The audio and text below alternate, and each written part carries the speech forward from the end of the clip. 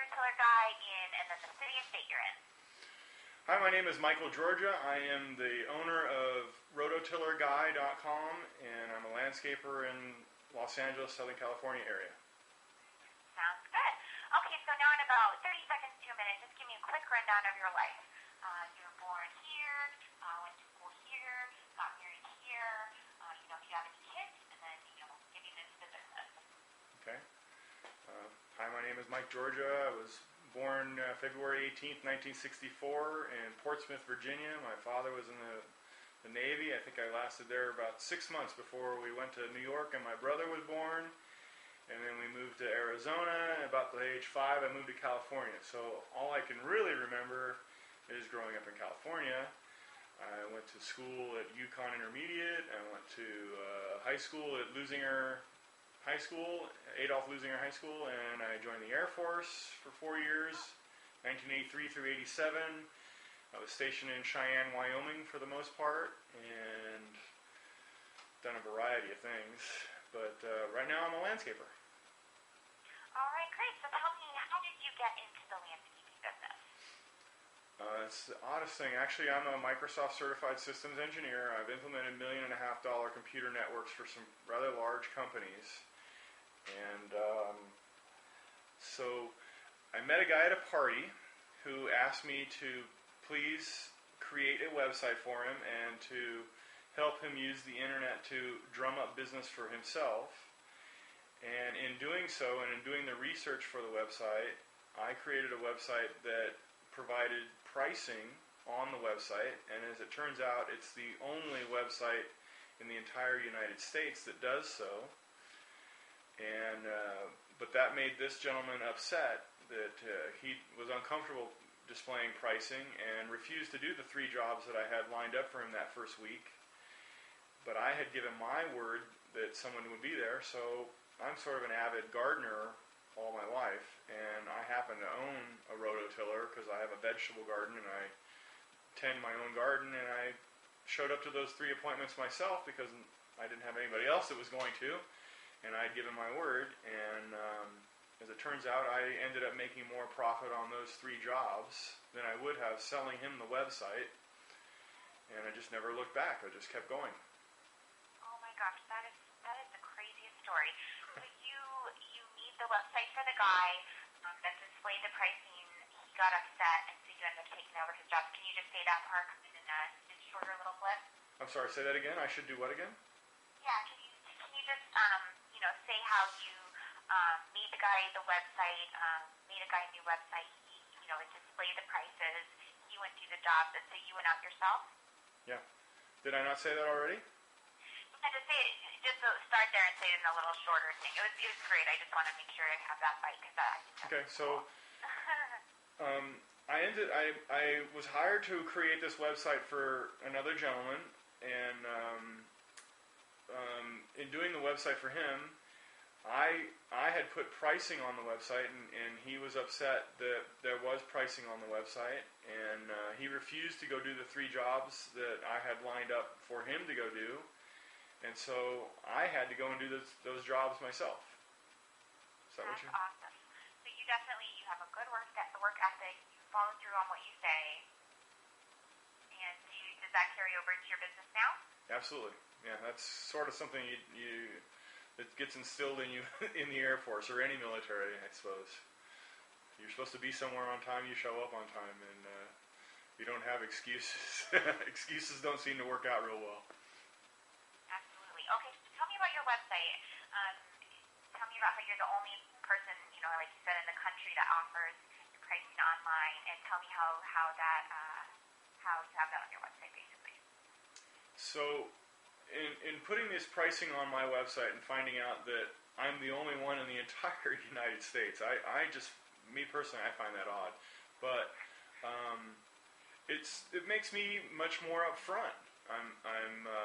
As an industry standard, as it turns out, in talking to the gentleman that I was going to make the site for, he basically admitted to me that they drive up to your house, they say, wow, you live in a nicer house than I do. Oh my gosh, look, you've got a nicer car than I have. You can probably afford more than my normal bid. And they kind of They kind of ding you, and I just across the board, if you live in Beverly Hills or Inglewood, it's the same price. And you know, for some people that's a bit of a stumbling block. They still trying to negotiate with me, and I just don't budge off the price because I figure the price I have is a pretty fair price. In fact, it's 20% less than the average guy. So why should I go any lower than that? Absolutely. So tell me how, walk me through, like, someone like me, they need a landscape job. Walk me through how I would come onto your website and then get my own, quote online. Okay. So the way you get your free quote via my website is you go to the website, RotoTillerGuy.com, and you go on the menu, there's a tab that says Create Bid. Pretty self-explanatory. The first page on that Create Bid is an explanation about how to go and do a rough estimate of square feet. And then there's a little box at the bottom of the page asking for the square feet. And there's a button next to it that says Show Cost. And it breaks down there are 3 steps. So the first step is what we call soil prep, where we clear away the weeds or the old grass that you no longer want. And we set that aside. And then we actually pickaxe the soil 6 to 8 inches deep. And then we rototill the soil, because now that we've pickaxed it, the rototiller can actually go 6 or 8 inches deep. A lot of my competitors just go right to the rototiller, and the tiller can really only go about 3 inches before it just gets bogged down if you haven't pickaxed the soil first. So one of the big differences with me is we actually pickaxe the soil before we rototill. Then we bring a 3-inch layer of compost and we spread that around. Most of my competitors do not use this much compost or even compost at all. We spread that around, and then we rototill and blend that compost 6 to 8 inches deep into the soil. As it turns out, in doing the research for creating the website, that's exactly what the sod farms recommend you do. So it wasn't that I invented this system. This is what the sod farms recommend you do. And I actually do it. I think I'm one of the few people that do. There's only one little question there, and that is, how do we dispose of any waste? And there are 3 options there. One is you put it in your green trash can yourself, and there's no extra charge for us. There's no cost for us to get it away and off to the dump, so there's no cost passed on to you. If we have to put it into my pickup truck, the dump charges me $60, and I charge you an extra $60 for my time in getting it to the dump. And that's the only question on the first page, other than square footage, and how do you want us to dispose of the waste. If it's 3 of my truckloads, it becomes more cost effective for us to rent a roll-off dumpster, and I have no problem. I'm here to try to save you some money, and I really seriously don't make any money going to the dump. So that's just a service that I have to provide. I'd rather not go to the dump. So if you want to rent that dumpster, man, you're making my life a lot easier. Thank you. And then we go on to step number 2, which is going to ask you, would you rather have seed or sod? Sod is an immediate gratification. It looks beautiful the moment we're finished. It looks fabulous. It looks like a lawn right away. If you're going to go with seed, it's 1/10 of the cost, but we got to realize that it's going to take a week for the seed to even germinate, and then another couple of weeks for it to even start to look like a lawn, and then really, between 6 and 8 weeks before it's fully a lawn. But even if you were to put sod, you're supposed to stay off of it for 6 to 8 weeks too. You're not supposed to go walking around on it for 6 to 8 weeks.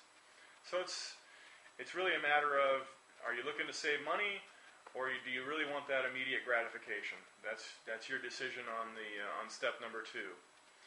And then we move on to step number 3, which is going to talk about whether or not there's a sprinkler system there or not.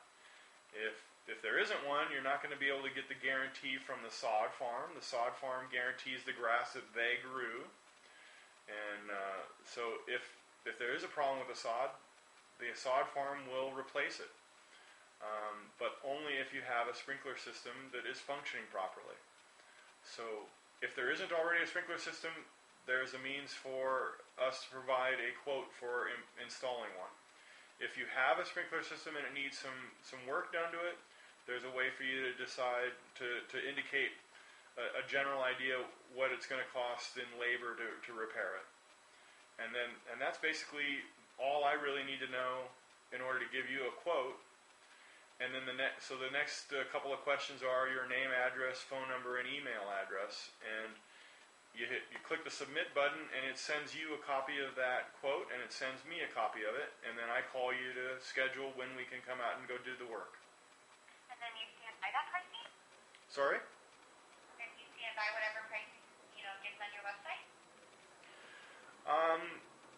Very rare occasions are there instances where, well, for instance, if you want a specialized grass like St. Augustine grass versus the tall fescue grass that's quoted on the site. And that's about a 10-cent difference per square foot. It's 10 cents more expensive for St. Augustine than it is for tall fescue. But for instance, if it's Bermuda, it's the same price. If the other instance where it might be, if you've got tree roots that are under the ground and big rocks and boulders that I wouldn't know about if I did come out and give you if it's below the surface of the ground, I wouldn't know it's there, and probably you wouldn't either. But I'm going to charge extra labor for digging that out of the top 6 or 8 inches because I need that top 6 or 8 inches for the roots of the grass, and so that's got to come out of there. And basically, we just charge $60 an hour for the crew to do that extra work. It sounds like you're pretty open and honest with your customers. How do you get away with charging so much less than your competitors? Because of the website and because of this bidding process on the site, it basically, I don't have to drive. For instance, I've got a job in Palos Verdes tomorrow, which is 20 miles away from my house. I don't have to drive to Palos Verdes to go look around and what I call do the hard sale with the customer, kind of get them to get the deal going. I don't have to do all that pressure tactic stuff, and I don't have to drive 20 miles to go and look around and spend an hour or two doing things with the customer hoping to get the job. In fact, they may be just shopping around. They have no idea. They're just trying to get a budgetary idea what it's going to cost. Budgetary ideas are free on my website based on square footage. What it does is it frees up, basically what I've found out is one whole day a week, one extra day per week I'm able to work rather than drive around and give out free estimates. That makes me 20% more efficient, 20% more profitable. And so now I can be 20% less expensive on an hourly rate than my competitor, because you went out with a tape measure. You spent a couple of 15 minutes or 20 minutes or 30 minutes out there with a tape measure and put that in there. You just saved yourself. For instance, if it's 1,000 square feet, you saved yourself $200. Great. Now, tell me a complete sentence. How long has RotoTillerGuy been in business for? How long have we been in business for? So. This gentleman asked me to do this website for him about 3.5 years ago, and so I did those first 3 jobs 3.5 years ago. So that's how long we've been in business. Okay, great. Can you say RotoTillerGuy has been in business for 3.5 years? RotoTillerGuy has been in existence and in business for 3.5 years. There you go. Okay, great. Now tell me about your plays. How many plays do you have working for you, and then your name, the names of each of them, and kind of describe them. So I've got 3 main guys that work for me, Mundo and Martin and Fernando. Fernando speaks the best English, and so he's sort of a translator, although he's sort of the newer one of the group. Martin and Mundo have been with me probably 2 years now, and Mundo speaks just about no English at all, but he's got a heart of gold. And Martin speaks a lot more. He understands everything, actually. He understands it all, but he doesn't have the vocabulary. He doesn't know how to necessarily say everything that he wants to say, but he understands what you're saying.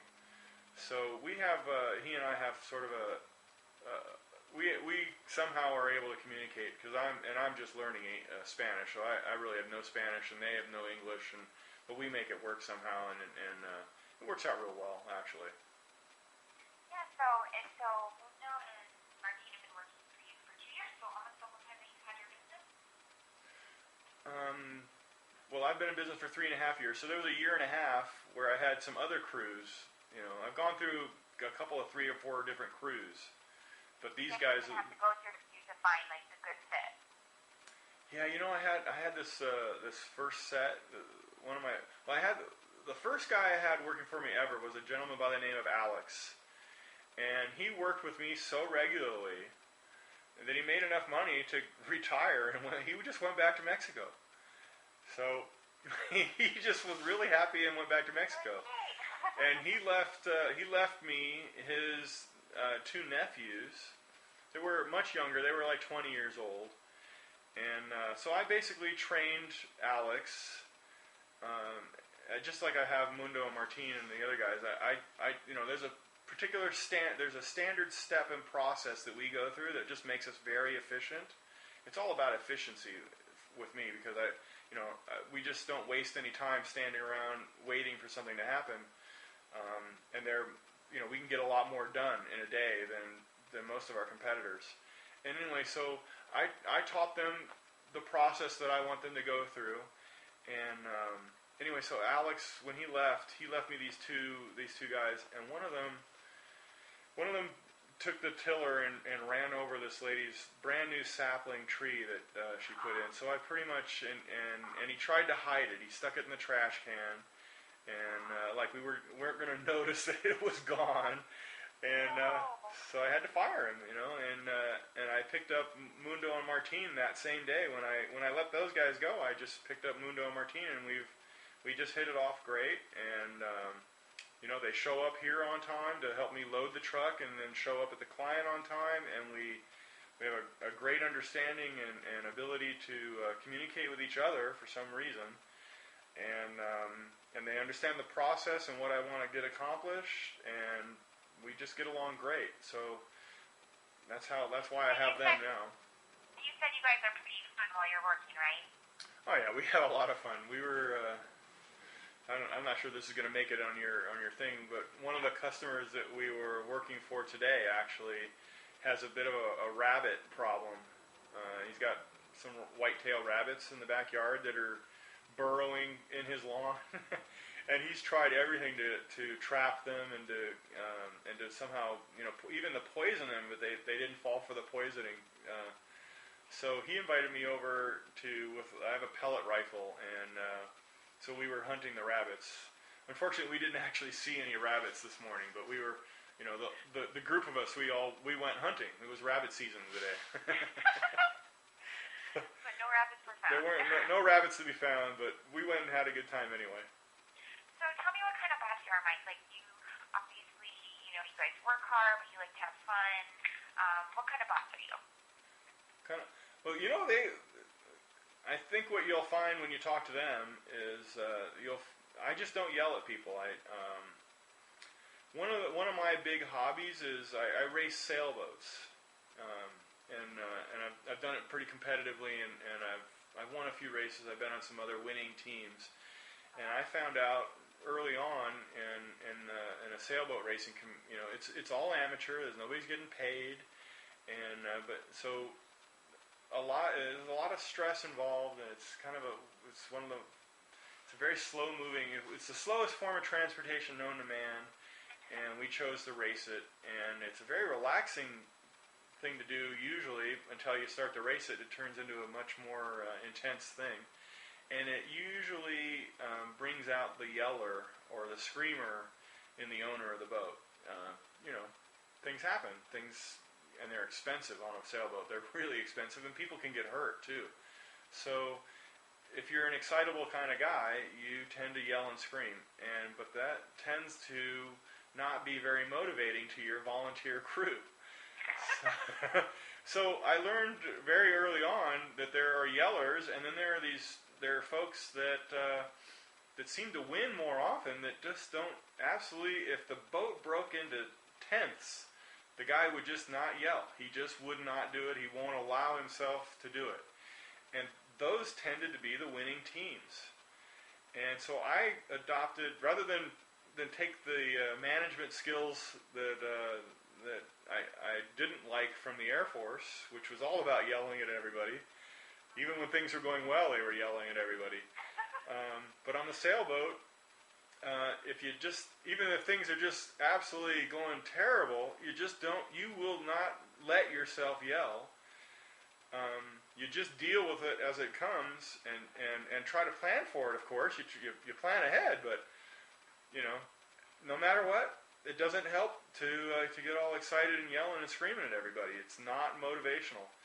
And so I've adopted that management style, and the guys really, it worked really well on the sailboat, which is where I won a lot of races. And these guys, they've had nothing but people yelling at them, and I just don't do that. I don't do it, and then we go play golf at the end of the day.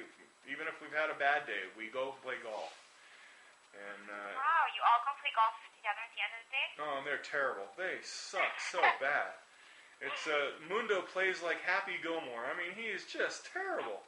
But we have a good time. It's all about that. So they seem to appreciate it. It's something they probably wouldn't have done anywhere else. I took them. There's an indoor go-kart place with electric go-karts. They're really fast. Oh my gosh, I love those. 45-mile-an-hour go-karts. Pretty intense. And I took them to do that. I've taken them fishing. We do a lot of stuff together. You like to make sure, even after a hard day, that everyone, is getting along as friends and able to have fun together. What that does is it instills in them a trust in me. That they haven't had from many other bosses. And so you have to earn that trust, and I have. And they've earned that trust from me too. They have open access. They can come and go as they please, and there's no pressure on my end here. If they're unhappy, they'd let me know immediately, and that's what I want. I want to know. I need information as the business owner. I have to have information in order to react to it, and they know to tell me. They just give me a phone call, and we get it all worked out. And there's no yelling and screaming, so there's no downside for them to inform me about any little thing that went on. If we damage something, we have to fix it. That's what we have to do. That and apologize. Hey, we screwed up. Here we go. Let's fix it. So. Now, tell me like the funniest or most memorable thing that's ever happened while you guys have been out on a job together. Oh, there's a couple of good ones, man. Oh, let's go. This is really good ones, though. Probably not fit for airing, but well, this is for casting, so don't worry about that. There's this one lady she was going to keep chickens, a man and a wife actually, and they had a rather large backyard, and they really loved their chickens, and they wanted basically to create an alfalfa patch, and they wanted to basically split it up into two sections so that one's growing while they're eating all the alfalfa in the other side. So we sectioned off these two pens, and it's only 4 chickens, but each pen was 1,000 square feet, and they would just cycle a crop of alfalfa for the chickens. And in doing all this work, this man and wife had a compost tumbler. And a lot of people, it sounds like a good idea to start creating your own compost and bring your kitchen waste out there. But these people had gotten a little lackadaisical about actually tumbling the tumbler, and the compost had just sort of been festering at the bottom. And Mundo and Martine had never actually seen this compost tumbler. They've never seen they've seen compost piles, but they've never seen a tumbler before. And they were wondering, and I had never actually seen this particular brand of one, and so I went over to investigate it, and they were really curious, so they came over to check it out too. So they were all really, I think that was a 3,000 square foot job, so I have one guy for every 500 square feet, so I had 6 guys there, and they were all compressed around this tumbler, And I tumbled it once or twice, and then it's got this lid that screws off. And so we were going to look inside, and they were very, very curious, and they were really tightly compact. And this tumbler hadn't been tumbled in quite a while, so when I pulled that lid off, it went, because there was so much gas inside of it. And they all had their heads nearly inside the tumbler, and this noxious fume came tumbling out of there, just pouring out. And Martina had nowhere to escape because there were 6 guys all huddled and pressed against him, so he had all that fume went right into his nostrils, and he's like nearly throwing up, and in his broken English, he's like, close the lid, close the lid, close the lid, close the lid, that's one of my favorite. Almost you had to be there to see it because it's just a good vivid image for me. Oh my gosh! And things awful then, but you can laugh about now. Or everyone else but him was laughing, basically. Oh, we were always laughing at each other. We always, they poke as much fun at me, which is something they're not able to do with a lot of other people. I don't, they poke fun at me as well. I'll do something stupid. Or we had a guy working for us. His name was Frankie, and he turned out to, he talked a big game about how well he would work out, but he didn't really do much working. He did a lot of talking. And so anybody that isn't doing their fair share of work, we call them Frankie. That's sort of an inside joke that we have. So whoever's Frankie that day, we just call them Frankie. And they end up calling me Frankie a lot because I don't do a lot of work anymore. I pretty much tell them what to do. And I run to the store and go get all the stuff. I'm basically running back and forth getting supplies. So I sort of drop. You have a good sense of humor about it.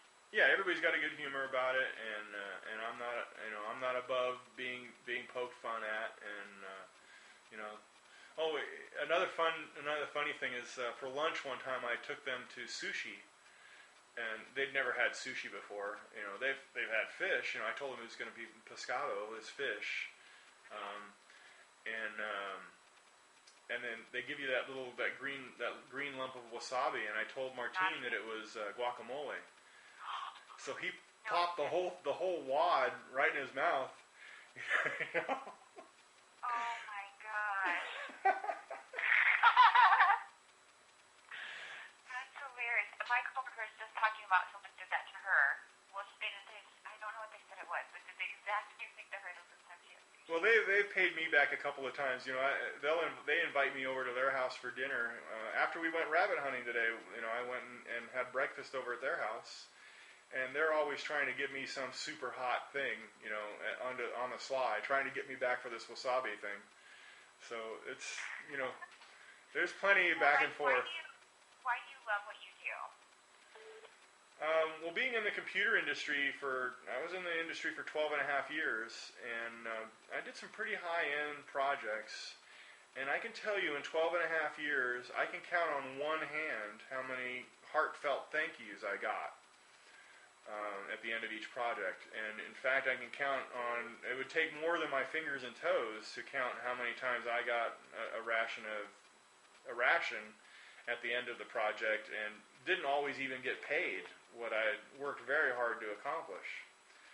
Right. So it's a sense of accomplishment that I get from doing this, the landscaping, because a lot of times we show up and it looks like a crack house. It just looks terrible. One of the first projects I ever did, literally there was a broken down car that had to get towed away off of this lady's front yard, where somebody had been trying to be a front yard mechanic or something for a living or something. I don't know. And there were syringes in the soil. There was just a bunch of unspeakable things. And we turned that. In fact, I think on the home page of my website, those slideshows that show up on the first page, that's the project. Yeah. It looked like a crack house, and by the time we left, it was all cleaned up, and there was a lawn there, and it made the house look, 5 times better.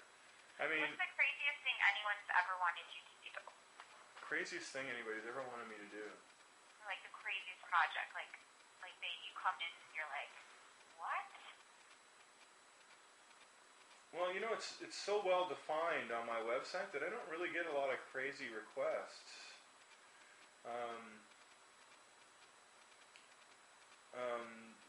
The thing that I find the oddest is I have those online reviews, and the negative reviews are the ones that stick out to me. For instance, this one time I try very hard to be on time, but we were on the 405 and there was an accident, and the CHP locked down the freeway. You couldn't enter, exit, or you couldn't move 3 feet. And it was that way for an hour. And I called the lady and I said, "Look, we're stuck on the freeway. There's nothing we can do about it. Look on Channel 5. There's you can wave at us. We're right there." And she wrote me just a scathing review for not showing up on time. There was just nothing I could do about it, Frustrating, especially when that's like one of the things you pride yourself on. Well, it wasn't. I wasn't frustrated by it. I'm not frustrated by things that I have no control over. I'm frustrated by the things that I could have done better. That would frustrate me. If I could have done something about it to make it better and not have that happen, absolutely, I take full responsibility for that, and I would be frustrated to solve that problem. But in this case, there was nothing I could have done about it. It was just nothing. It was me and about 1,000 people that were stuck on the 405 freeway. It was, it was as if. So. Now, okay, Mike, tell me about who's your biggest competition and why? I haven't identified any competition that.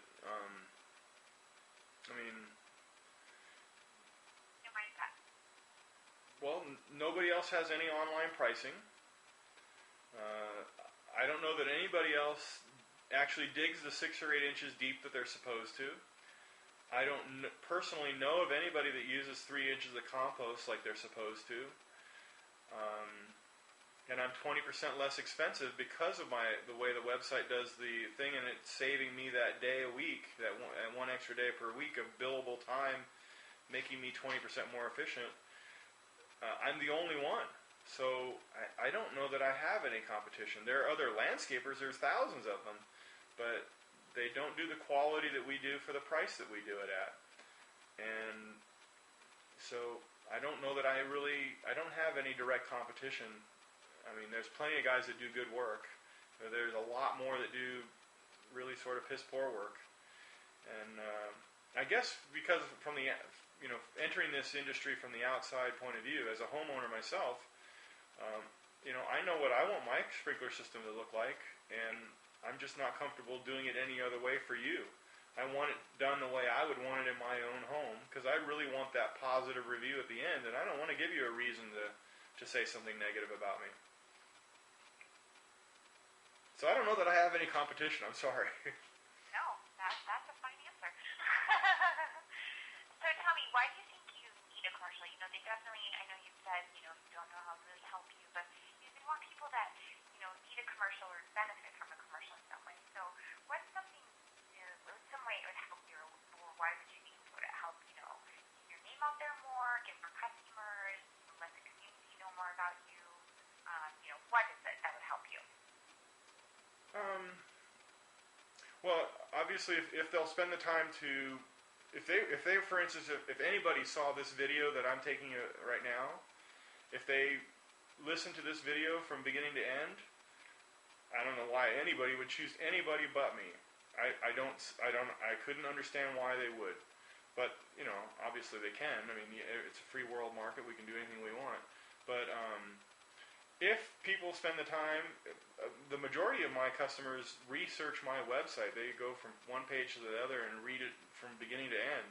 So potentially, if they watch this video, they're going to be more informed. I suppose, my whole approach is to inform them on, what should be done, what's going to be done if I do the job, how it's going to be done, all the little pieces that go into it. And I think I'm the only guy that spells it out that completely as well. So it's just another way for them to do some research, I suppose. And that's really, I'm already number one on the Google search engines and Yahoo, and I have probably the best reviews on Yelp and Angie's List and the Better Business Bureau. So I spend about $1,000 a month on internet advertising. So I think I'm already pretty well advertised. I don't know where I'm going to display this commercial at that is going to get to more people than I'm already getting. Okay, what are your goals for your business? To have a good time and make some money and, enjoy my life. To